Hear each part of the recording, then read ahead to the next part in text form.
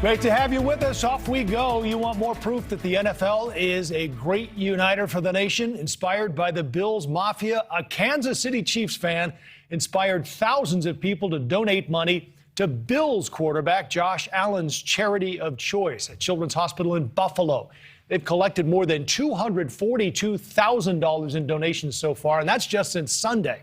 The fan who started it all, he's going to join us a little later this hour. I look forward to talking with him. But first, the NFL certainly has our attention after last weekend, and soon all eyes will be on Los Angeles for Super Bowl 56. But is the host city ready? That is the pulse of America. Los Angeles and its SoFi Stadium host the Super Bowl in a little more than 2 weeks. And tonight there are concerns about protecting it. 1,300 members of the LAPD and 1,200 from the sheriff's office in LA are currently out sick. That's 2,500 law enforcement officers out, many of them with breakthrough cases of COVID. Many of them have been vaccinated. And that has led the chief of police to say the LAPD is looking at contingency plans ahead of Super Bowl week. That's when tens of thousands of fans, media, the two teams, their families and staff will all descend on the city for a week full of events leading up to the game. Remember, the Super Bowl, not just a one-day affair for the host city. The police shortage comes as crime remains a big issue in L.A. Last year, murders were up nearly 12%, and there have been another 26 homicides already this year alone. Today, of course, the 26th of January, which means one murder a day. Slightly lower than last year at this point, but attention on Los Angeles crime now even reaching the international community. You may have seen this week. In response to President Biden evacuating U.S. diplomats from the Ukrainian capital ahead of a possible Russian invasion, a source close to Ukraine's president, who took exception, was quoted as saying, quite frankly, these Americans are safer in Kiev than they are in Los Angeles or any other crime-ridden city in the U.S. Joining us now to talk more about this, Congressman Mike Garcia, who represents part of the L.A. area, and Detective Jamie McBride, who has warned tourists on our broadcast before, don't come here, we can't protect you. Congressman, let's start with you. The police chief there is worried about the Super Bowl. Are you? Yeah, I think, we should be worried about everything in our city and our county right now. Look, this is a confluence of a perfect storm for criminals right now that we're witnessing. On the heels of the defund the police movement and these protests in front of our law enforcement officers, we have Prop 47, which downloads felonies to misdemeanors, Prop 57, which allows everyone to get out of jail early, and AB 109 that forces our local jails to house folks who would have normally been in state penitentiaries. And we are actively defunding our local law enforcement, whether it's LAPD or our sheriffs in LA County.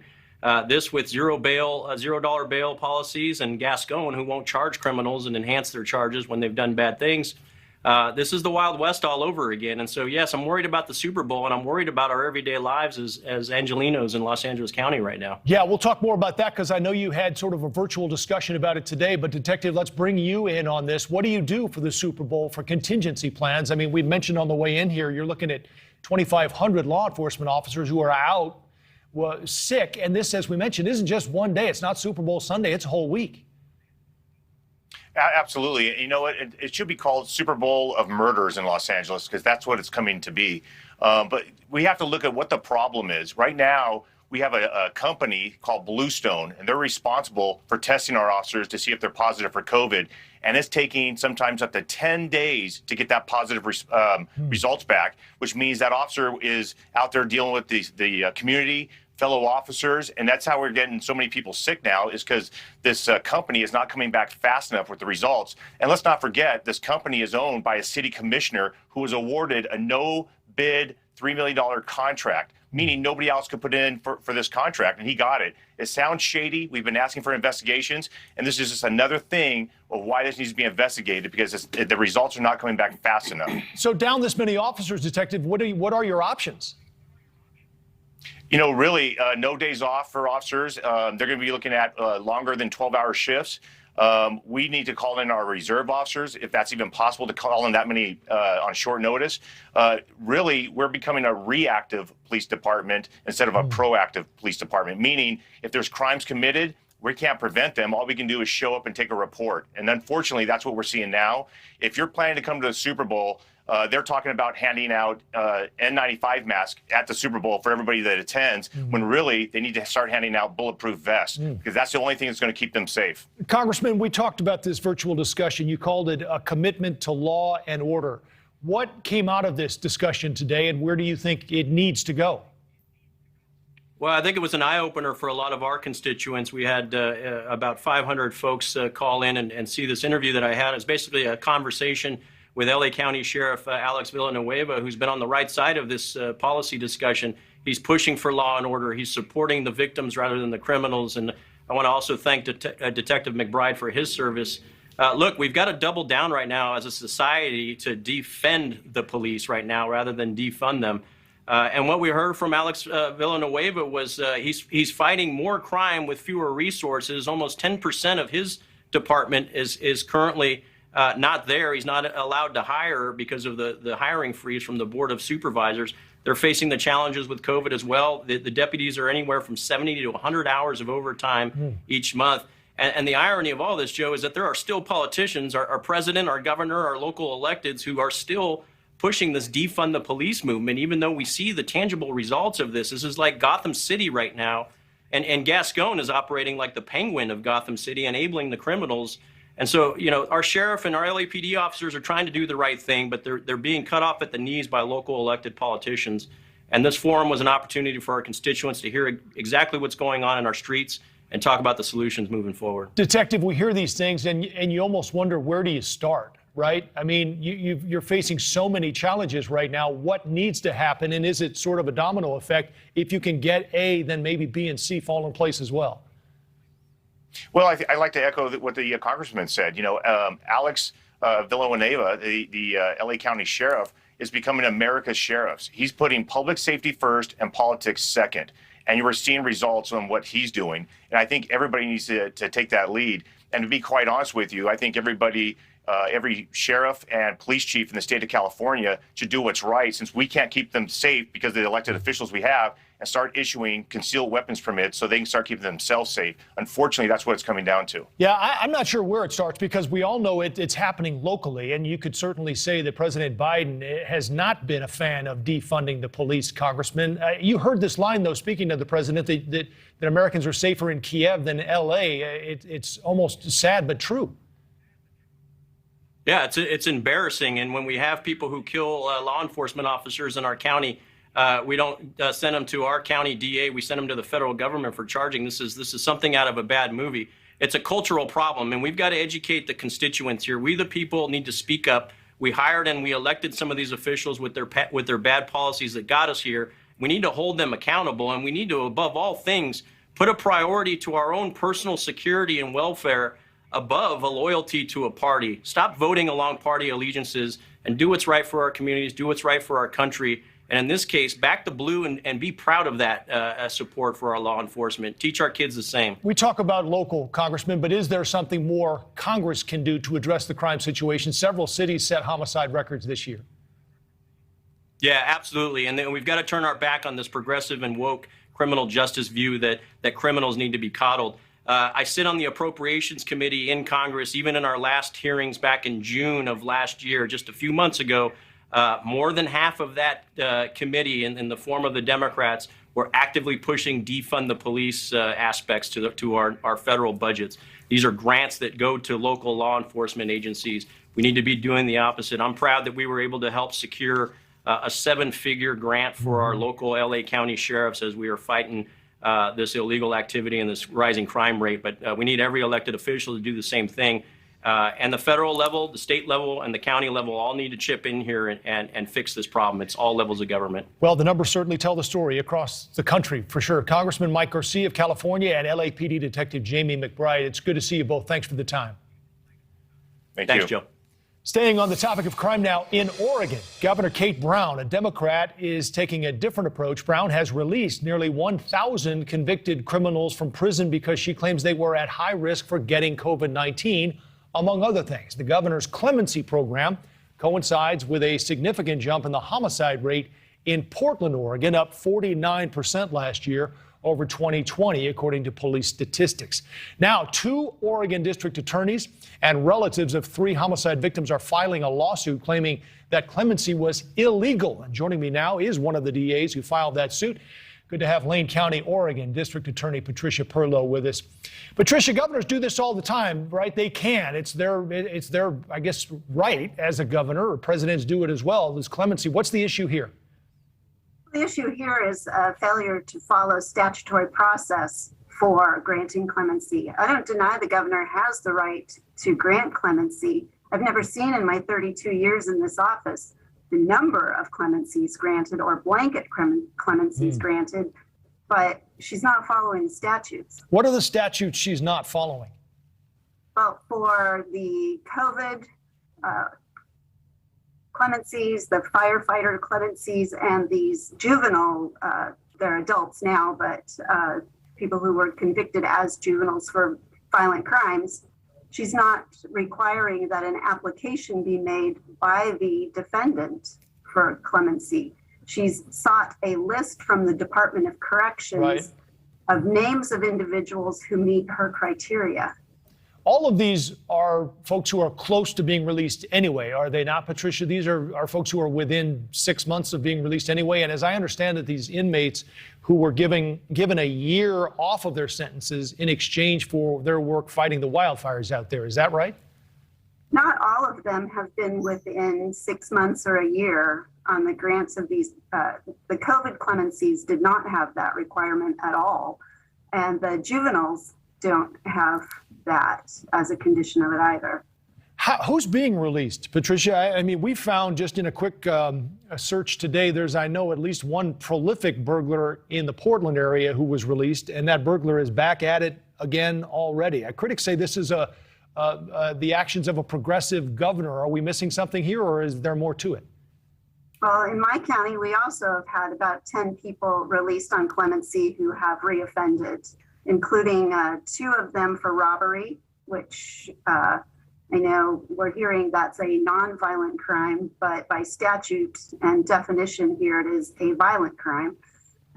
And car thefts, burglaries, just repeating the offenses that they committed that sent them to prison the first time. All right, so what does the lawsuit ask for?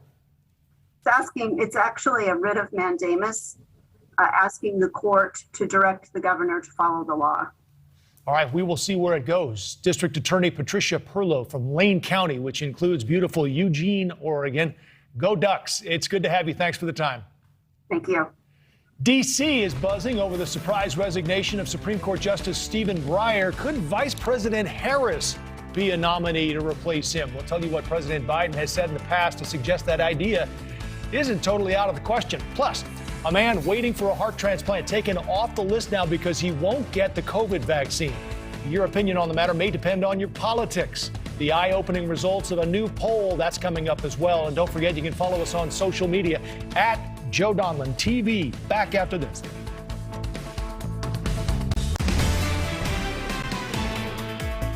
A moment many liberal Democrats have been waiting for, and some even calling for, and it happened today. Supreme Court Justice Stephen Breyer, now 83 years old, announcing his retirement. That leaves a nomination now for both President Biden and the Democrat-controlled Senate. Appointed by President Bill Clinton in 1994, Breyer considered a reliable liberal vote on the court. So why would some want him gone? Well, after former Justice Ruth Bader Ginsburg died, it gave then President Donald Trump a third court pick. Amy Coney Barrett replaced her, putting, many say, another conservative on the court. NewsNation's Washington Bureau Chief Mike Vaquera joins us now.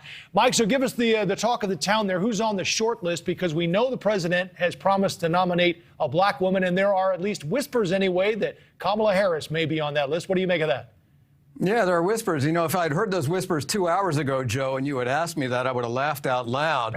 But that question was posed directly to the White House Press Secretary Jen Psaki today, and she didn't knock it down. She fell back on the we're going to wait till Justice Breyer makes his official announcement. This was a scoop that sort of forced the hand of the Supreme Court. and set these wheels in motion. But Psaki didn't knock it down. I still think it's a stretch, Joe, to see Vice President Kamala Harris nominated by the president. Number one, the president just told the world that she was going to be on the ticket in 2024. Right. Number two, as you point out, the president has said that he wants to nominate an African-American to the position. That's true, but there is an African-American woman who is first in line to the presidency. The president has a problem with his Democratic base. If he moves her out of that line, even as to the Supreme Court, that base is going to be very angry, very disappointed. He doesn't want to alienate them at this point. And if Kamala Harris, for some reason, were not confirmed by her former colleagues in the U.S. Senate, then it is a political disaster, and a lot of damage has been done to her moving forward. So a lot of things that are arguing against that right now. So what is the talk of the town? Who is on the short list? The speculation here in Washington, because we don't know for sure who is on any short list, other than what the president said, as you pointed out, Joe, during the campaign. He wanted an African-American woman to sit on the Supreme Court when he got the chance to make that nomination. The odds-on favorite in the early speculation, Ketanji Brown Jackson. This is an individual who just a few months ago, in the spring of 2021, was confirmed by the Senate to the court here, the D.C. Circuit Court of Appeals, generally considered the second most powerful court in the land. It's just around the corner from us now. She was confirmed by the Senate with the support of 3 Republicans. So that speaks well to the upcoming fight for her, too. Candace Jackson Akiwumi is another one. She has also served on the 7th Circuit. She's there in Chicago with you, Joe. Leandra Krugel is another one on the California Supreme Court. She actually has argued cases for the Supreme Court as part of the Obama administration. Sherilyn Ifill is part of the NAACP Legal Defense Fund. She is a favorite of progressive, perhaps not as likely as the first 3 that we mentioned. So, Joe, the list is there. It's out there. It's probably going to grow by the time we hear from President Biden making an official nomination. All right, great setup for us from NewsNation's Washington Bureau Chief Mike Vicara. Good to see you, Vic. Take care. All righty. Let's dig a little deeper now. Paul Lisnick, our good friend, attorney, court watcher, political analyst for WGN. He wears a number of hats, and we always love having you, Good Paul. to see you, Joe. Let's set this up first. Vic just mentioned the campaign comment that was made by the president. Let's listen to that first, and then we'll get you on it. Here's the Harris thing, right? I mean, this brings in a couple of interesting political aspects because some feel like it might give the Democrats who worry whether she can win in 24 an opportunity to sort of clear the decks. Do you see this happening or no? I don't see it happening, but of course, the first question you have to ask is, does she even want this? I mean, when is she chiming in on this? She is Vice President of the United States, so I would certainly see she may want to stay there, and as Vic said before, she's kind of a heartbeat away from the presidency in her current role. So, no, I think it's fodder in Washington. The fact that Jen Psaki, didn't bat that down today, which she could have, but the White House is doing what the White House should do, which is Breyer has not announced he's retiring yet. So the White House has nothing to say until that happens. But the reports are that he told President Biden last week. I guess that's what we're hearing. One more point on Harris is interesting because assuming it's a 50-50 vote in the Senate, she could cast the deciding vote on whoever the nominee is. That's a good point. And unless, of course, there was somebody from the Republicans who was on that side, but then that would be challenged. You're voting for your own nomination. You raise a great point. That's just more politics. And here's the thing, whatever you think of Joe Biden, he does what he can to keep politics sort of at bay when he can on things like this. I just don't think he's going to go stir up that political pot if he doesn't have to, and he'll go, well, by the way, you can talk about Michelle Obama and Barack Obama if you really want to play politics. Technically, the president can appoint anybody he wants. He can appoint you if he wanted. For real, yeah. He won't. Okay, we can rely on that. Heard it here. Justice Breyer had said all along up to this point that he wasn't interested in retiring. What happened? What do you think changed? Yeah, so Justice Breyer has said, look, my health will be a factor, and he talked about the court. Not sure what that meant, but he also at one point in an interview said, I don't live on Pluto. So, he is, while they're supposed to be out of the political process, he's not out of the political process. He knows what's going on. He was in his early days a legislative aide to Senator Ted Kennedy.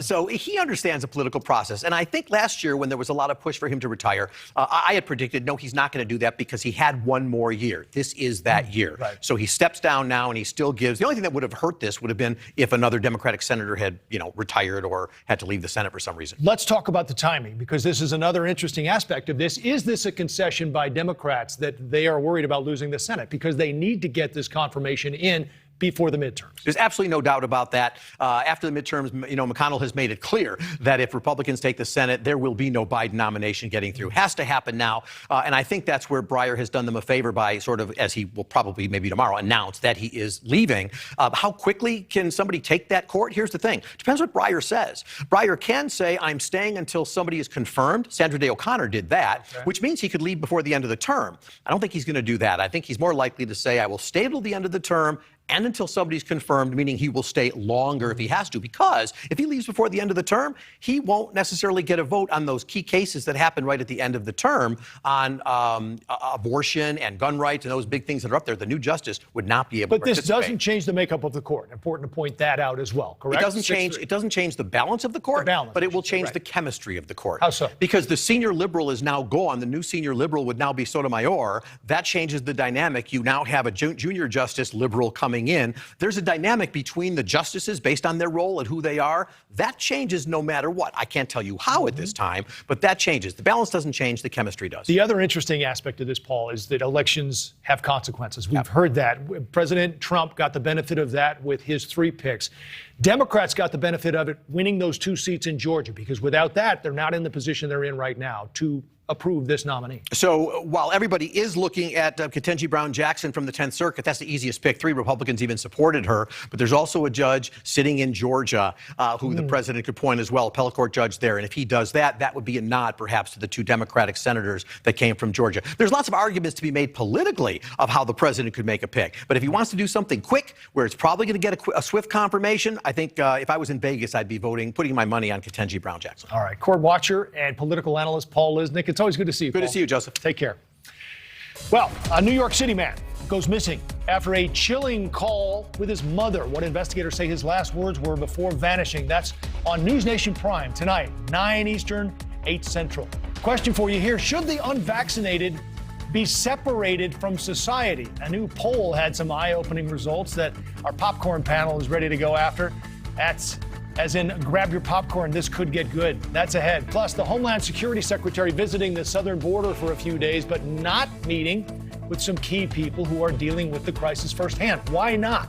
We'll ask one of them ahead.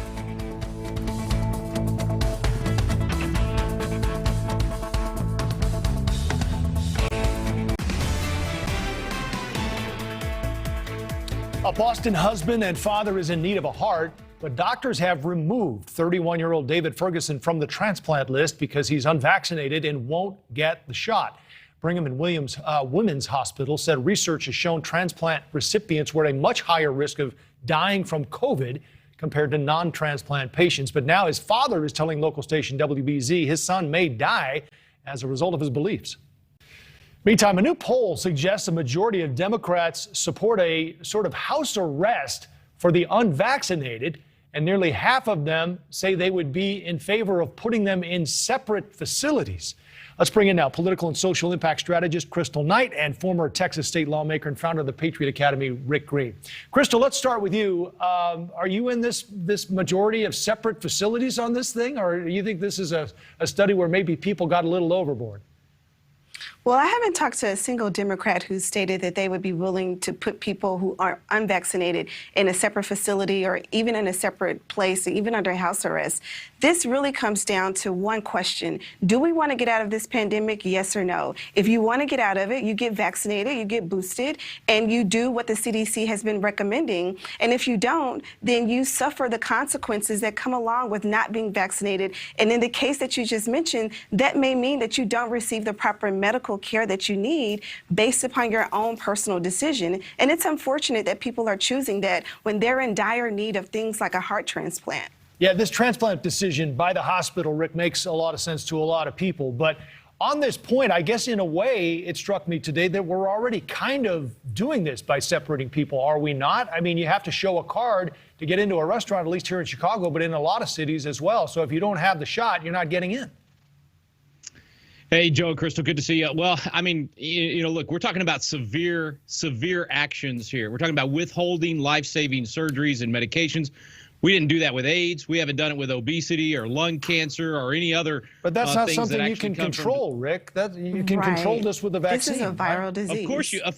of course you can control obesity and a lot of these things. There are many viruses and diseases that come from decisions that we make over life. Here's the deal. If we're going to make decisions this severe, putting people in internment camps and refusing life-saving medications, then let's make sure we know who the good guys and the bad guys are. And the way I understand the narrative here is in this Nazi world of going to camps and refusing surgeries, the good guys are those who take what has turned out to be a not so safe and not so effective experimental vaccine from the government. And the bad guys are the ones that did a cost-benefit analysis, decided what's my risk, what's my reward, kind of the same thing we do with every other health decision. But if you did that, you're the bad guy. And now the CDC tells us you were actually smart because natural immunity is 6 times better than the vaccine. Many of us were saying that last year when the Israeli study showed it, and we were called liars and all the other things. This is crazy that we would withhold these things and separate people in society when you're actually better off with natural immunity than this vaccine anyway. I'm shocked that I'm hearing Rick, these things in our Rick, nation today. do you believe in science? Rick, do you believe in science, yes or no? The problem is that you don't believe in science. You believe in political science, and that's what the president has done, internment camps, not actual really, science. Rick? No one believes Internment that. camps, What is no the science, one even though, talks Crystal? about that. Crystal, this is part of the problem, Crystal. Been clear for more than a What year. is the science? Does anybody even know anymore, Crystal? Well, I mean, I am not a scientist, and I don't purport to be, and I also don't get on TV spreading misinformation about internment camps. I believe that we have medical advisors in this country who have advised the American public to get vaccinated and to get boosted. And so I stand behind them because I'm not a medical professional. And I don't think that people who aren't medical professionals should get on here talking wildly about misinformation and disinformation, encouraging folks to follow their own personal guidance and not the guidance of a doctor.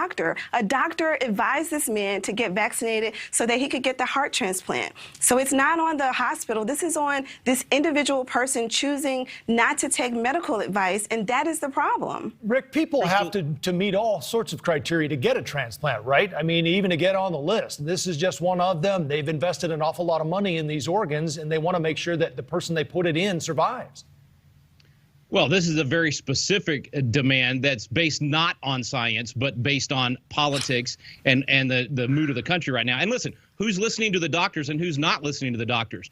Crystal, you can read. I can read. You have deductive reasoning skills. I have deductive reasoning skills. I'm listening to the best experts in the field, like Dr. Peter McCullough, Dr. Robert Malone, and others that are actually in the field dealing with these things and actually help to create the technology behind these vaccines. You're listening to political experts like the fraud named Anthony Fauci that should be not only fired, but ought to be investigated and eventually go to jail for the lies to the American people that he has spread. Hey, Crystal, let me bring it back to you on this, because I think to bring this back to the point, the thing that I've struggled with here is that we have people traveling, millions of them, through airports. We don't know who's vaccinated and who isn't, and yet we get to these situations with our everyday life where it becomes an issue, when in many other instances it isn't an issue.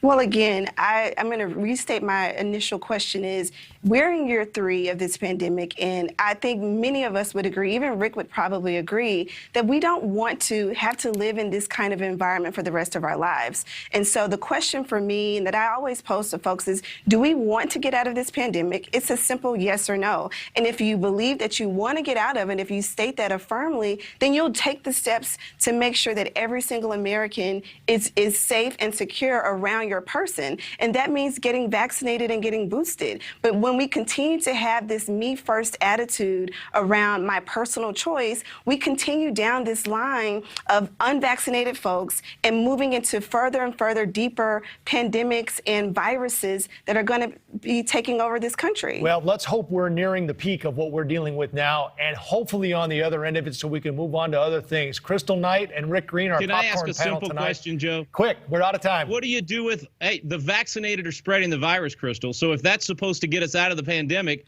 I don't even understand that logic. They're spreading the virus. But the more vaccinated than the are not the ones that are in the hospitals. But the vaccinated aren't the ones that are in the hospitals. The unvaccinated are. Read the CDC reports. There's more vaccinated in the hospital than unvaccinated. Wait, read the data. You know what? Next week, bring me the data. That sounds like a deal. We got to move on. Shifting gears. Thank you both for the time, Crystal Knight and Rick Green. Good to see you both, as always. Good to see you both. All right, heading to the southern border, where the Department of Homeland Security Secretary Alejandro Mayorkas met with Border Patrol in Yuma, Arizona, to get a look at the border crisis on the front lines. Tomorrow, Mayorkas is set to head to Texas, where he'll get an inside look at operations there. But here's the catch. Mayorkas will not be meeting with any state officials while in the Lone Star State, despite ongoing state-led efforts to curb illegal immigration under what's called Operation Lone Star. Joining me now, someone leading the charge in Operation Lone Star, Department of Public Safety Lieutenant Chris Oliveras. Lieutenant, it's always good to have you, and we appreciate the time. So what happened? Did you try to meet with the secretary, and he said he didn't have time, or he wasn't going to? Well, great to be with you, Joe. So as far as those type of visits, that's usually left up to our leadership to coordinate those visits. But I can tell you right now, and one thing we got to look back at, we got to look back to 2021, obviously when this whole crisis started, and everything that we've been trying to do on the state side, all the initiatives and what Governor Greg Abbott has been trying to deploy and promote for Operation Lone Star. It's been quite the opposite in what the federal government is trying to do. And obviously we know that by the data, over 2 million apprehensions for calendar year 2021, right. 175,000 apprehensions for the month of December. And everything that we're trying to do more on the enforcement side, it's not foreseeable right now where there's going to be any discussions with any members of the federal government, with any state officials, because obviously there's different views, different strategies and what each agency is trying to do right now. And of course, our main focus is to focus on the criminal activity and to stem the flow of mass migration. But we continue to see the numbers just escalate. And of course, you see it right there in front of you right now, but it's just right now, it's not foreseeable right now to have any discussions with any members of the federal government right now. Yeah, so DPS is playing a big role in Operation Lone Star, along with, I know, National Guard troops, and there are several aspects of this whole thing. What would you tell the Secretary if you had a chance to talk to him about what's happening with it? Well, I mean, of course, to show what the state is doing. I mean, obviously, we're taking the full charge in this. We've been taking it since the year 2021 in March when we launched Operation Lone Star because of Governor Greg Abbott and all the different initiatives that we've been able to do. When they canceled the border wall contracts, Governor Abbott was able to construct the first ever Texas wall. That was constructed in December, and also with the temporary fencing that the National Guard has been able to construct along the southern border. But just to show in detail what the state is having to deal with, all the resources that we are providing to the southern border is all state resources, state funded to deploy these resources, right, to have these state troopers and National Guardsmen on the southern border right now, because again, we know Border Patrol is just so overwhelmed. They're not able to do what they are good at, and that's being at the front lines on that border. They're right now being just tied up with processing. Where does Operation Lone Star stand right now, Lieutenant? Because the last we heard, a court had found it to be unconstitutional. Is it still in effect and in operation? Joe, we're in full effect right now. I mean, that's not going to slow us down. Of course, it's going to be, people out there that are going to criticize the operation and criticize what we're doing. But one thing that the American people need to understand, of course, for your viewers, is that the individuals that we are arresting on these private ranches, these are single adults. These are individuals that have already crossed into the state illegally. They're on private ranches. That's already a state violation for criminal trespass. And these are individuals that are avoiding apprehension. They're running from law enforcement. They're wearing camouflage clothing, again, to avoid detection. So these are the individuals that we are going after and we are arresting for criminal trespass, which is a state violation. So we are following the rule of law. Of course, we know that, the federal government is not 100% behind that or supportive of what we're doing, but that's why we got to continue taking action, because we have a responsibility to safeguard the state of Texas as well as the country. And that's what you're doing every day. Lieutenant Chris Oliveras, thank you for your time and your service. Right. We appreciate it. Thank you, Joe. Always a pleasure. 3 officers facing charges related to the killing of George Floyd are getting their day in court. Why this may be a tough case for the prosecution. That's tonight. Dan Abrams live, 8 Eastern, 7 Central. A lot of us still talking about that incredible Bills-Chiefs game Sunday night, and for good reason. After the Chiefs tied the score with just 13 seconds left in the game and eventually won in overtime, one Chiefs superfan found inspiration from the infamous Bills Mafia. Now, for those of you who haven't heard of that, the Bills Mafia is a group of tailgating superfans. Their claim to fame is body slamming tables in the pregame parking lot. I can't get enough of this video. I love it. But these WWF-inspired super tailgaters have a soft spot. They traditionally donate to the opposing team's charity at the end of each game. So hearing about this tradition, there was a Chiefs fan who decided to do the same thing, posted on Facebook. Out of huge respect for Josh Allen, the Bills quarterback, I'm donating $13 to his foundation, which supports the Children's Hospital of Buffalo. Hope some of y'all do this too. Well, sure enough, the Children's Hospital in Buffalo has reported getting hundreds of thousands of dollars in donations so far. In fact, more than 242,000 and growing, and most of that coming from the Kansas City area. Or I'm joined now by Chiefs Kingdom memes creator Brett Fitzgerald. Brett, it's so great to have you, man. I love this story. What's it like to be in the middle of this? Surreal. There's just really no other way to describe it. Surreal.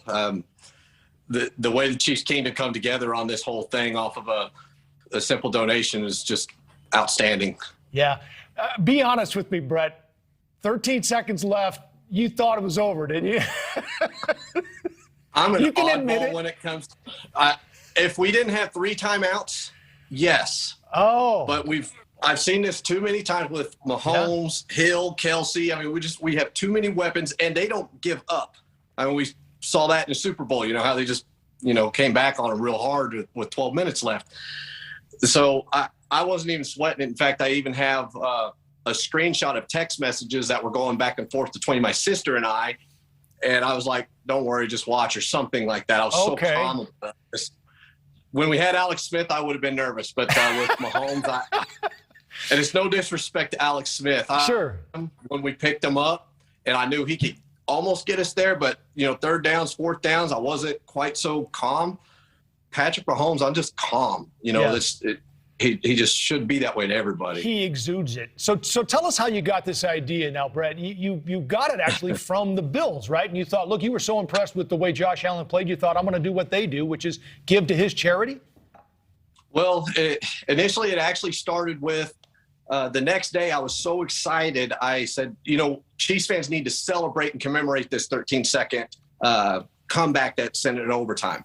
So I donated $13 to Mahomes charity and made a screenshot of the donation, and then made a little meme and encouraged Chiefs fans to go ahead and donate to Mahomes charity. Right. And it was gaining a little bit of traction. And a buddy of mine who was talking to a Bills fan friend of his said, if the Bills had won, we probably would have donated to Mahomes charity. And I said, that's a good idea. Good point. Let's do that. So I immediately started researching Josh Allen's charity, and then I recalled the story from a few years ago. It was covered by ESPN and SportsCenter, et cetera. Yeah. It was a big deal when the Patricia Allen Fund was, created, and Bills Mafia donated $1.1 million to it.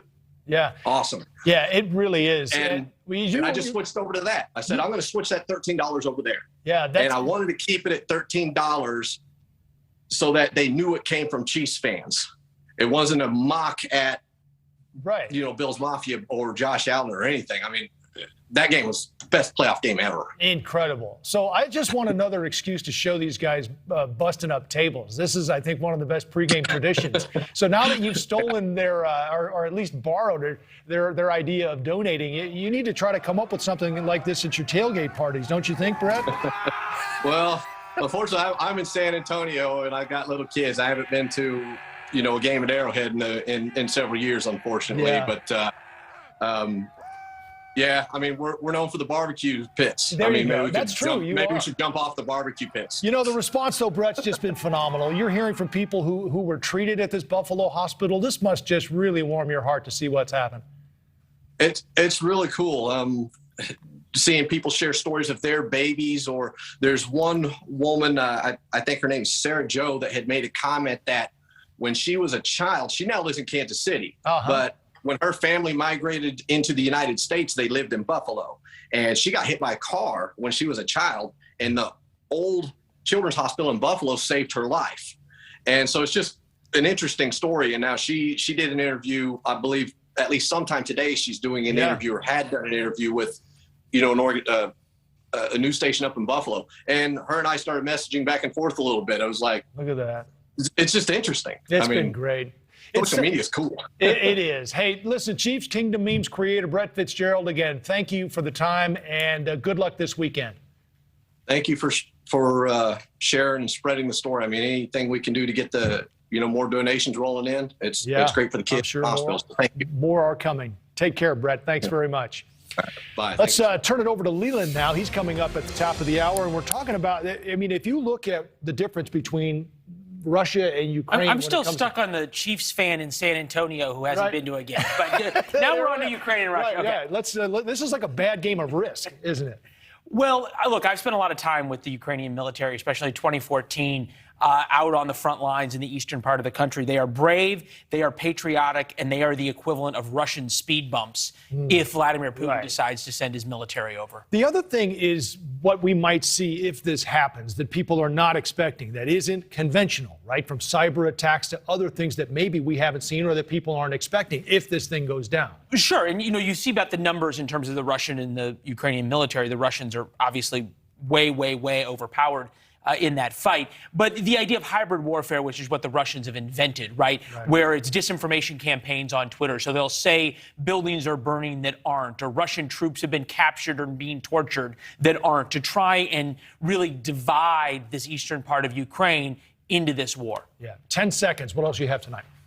We've got that, and we've also got a mayor who's making you buy insurance if you want a gun. Oh, San Jose, that's right. Look forward to that. Top of the hour, On Balance. Leland, thanks. Our snapshot's coming up. A veteran reunited with something near and dear to his heart. How he lost it and how he got it back, ahead. And a quick note on the way out, thank you for making NewsNation the fastest growing cable news network in the country. We appreciate you watching. Back with more after this. Here's a great story. A South Dakota police officer going above and beyond the call of duty. Check it out. Officer Sam Burr caught on a Ring camera delivering a food order to a DoorDash customer. Why? Well, he was finishing the job because the delivery driver had been arrested. You're expecting, but your driver got arrested for things so I figured I'd complete the DoorDash for you. Take care. Take care. Wonder who got the tip, though, because I think the driver might have needed it for bail. Here's tonight's snapshot, showing some love to a veteran. Another great story. Tim Lewis now reunited with his father's burial flag after he lost it when his Kentucky home was destroyed by that tornado last month. Grayson DeClue, who helps Lewis clean and manage his property, knew he was missing the flag, went searching for it in the rubble, and found it. Take a look at the look on his face when he got it back. Lewis was a World War II Navy pilot, and he gets our American snapshot tonight. That is a great picture, and that is our time. Thank you for joining us. Have a great evening. On Balance with Leland Vittert. Next. Thank you for watching. Click the red subscribe button below so you can get more of NewsNation's fact-driven, unbiased coverage.